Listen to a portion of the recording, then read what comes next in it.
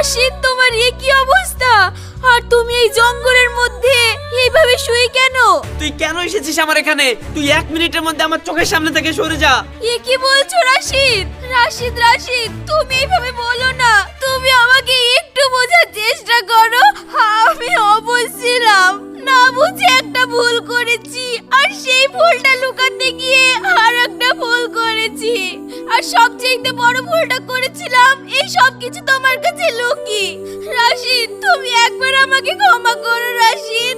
রাশিদ, আমি তোমাকে সব কথা মিথ্যে বললেও আমার ভালোবাসাটা মিথ্যা ছিল না। প্লিজ রাশিদ, তুমি আমাকে শেষবারের মতন ক্ষমা করে দাও।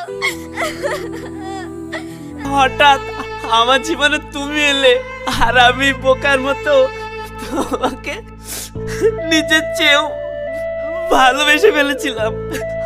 আর সেই তুমি আমার সঙ্গে এত শায়নি, তুমি আমার চোখের সামনে থেকে সরে যাও, সরে যাও। আমি বেশ ভালোই আছি তোমাকে ছেড়ে, না আমি বেশ ভালোই আছি। তুমি চলে যাও, চলে যাও। রাশিদ, তোমার আমি হাত ধরছি, পা ধরছি, শেষবারের মতো তুমি আমাকে একটা সুযোগ দাও। জানিস, যখনই চোখ বন্ধ করি না, এই চোখে তোর এই বেইমানিগুলো ভেসে বেড়ায় আমার চোখের সামনে।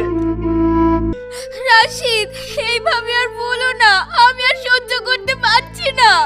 আচ্ছা, তুমি আমার মুখে হাত দিয়ে বলো তো যে তুমি আমাকে ভালোবাসো না? অবশ্যই ভালোবাসি, যতদিন বেঁচে থাকবো ততদিন আমি ভালোবেসেই যাব।